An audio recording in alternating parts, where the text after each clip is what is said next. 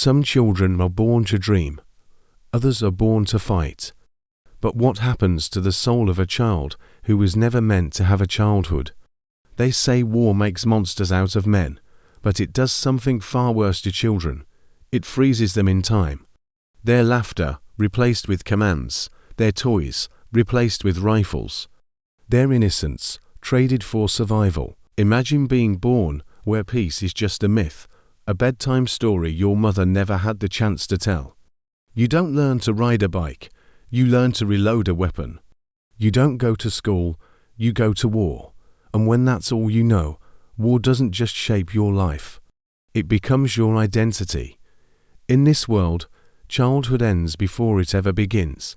And the question isn't why they fight. It's what's left of them when the fighting ends. War doesn't just recruit children, it rewires them. When a child is born into violence, fear is not something they learn to escape. It becomes their language. They learn that hesitation kills, that mercy is weakness, that obedience is survival. In those moments, the human brain, especially a child's, begins to mutate in ways it was never meant to. A 10-year-old's world should revolve around imagination. But in war, imagination becomes a threat. Dreams get replaced by orders, play turns into strategy, and trust, that fragile human bond, becomes extinct. The child soldier learns to suppress empathy, because empathy makes you hesitate, and in a world where hesitation means death, the only way to survive is to stop feeling.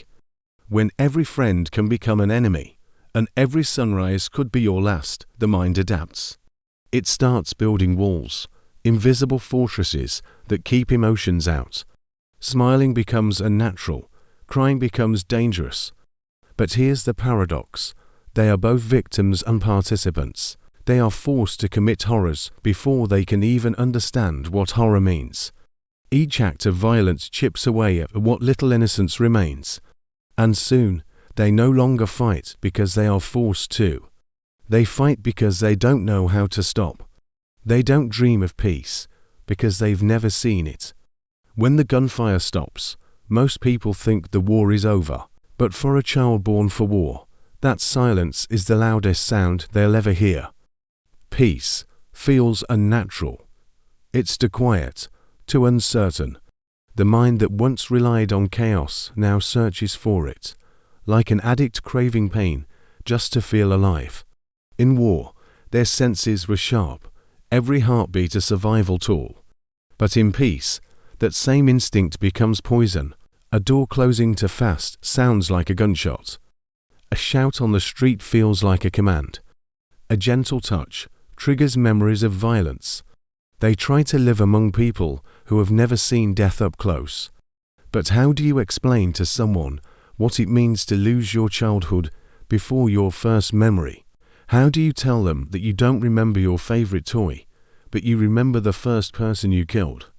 Society calls them survivors, but survival isn't the same as living. They are haunted by ghosts of people they barely knew, and by the echo of their own actions, the things they were made to do, the orders they followed without understanding why. Their trauma is not just memory, it's identity. They can't escape it, because it is who they are. Some turn their pain into purpose, becoming voices for others who cannot speak. Others vanish into silence, forever lost in the noise of their own past. The tragedy of being a child born for war isn't just what they endure.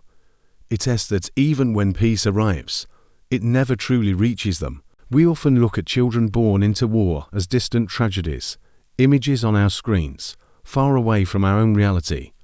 But if we're honest, what we see in them is the reflection of something inside us. Because war doesn't begin on the battlefield.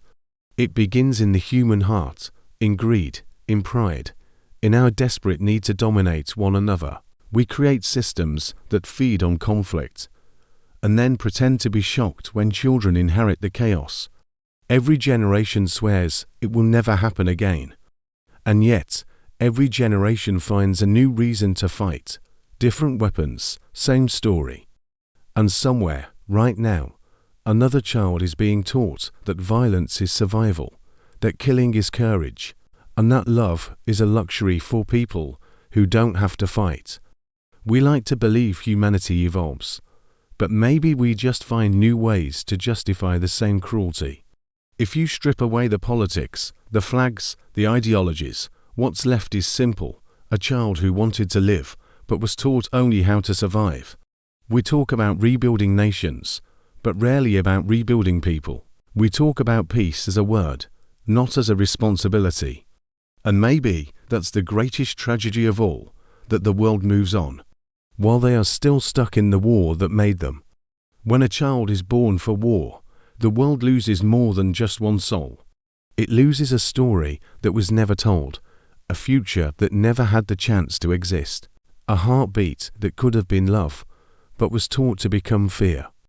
And maybe the question we should be asking isn't how could this happen, but why do we keep allowing it to? Because war doesn't end when the guns go silent. It ends when we stop creating children who inherit our hatred. If you ever meet someone who has survived war, listen, not to their words, but to their silence. That silence holds more truth about humanity than any history book ever could. Maybe someday, a child will be born who doesn't have to fight to exist. Maybe someday, being human won't mean surviving. It will mean feeling. Until then, remember, the war doesn't stop out there, it stops within us.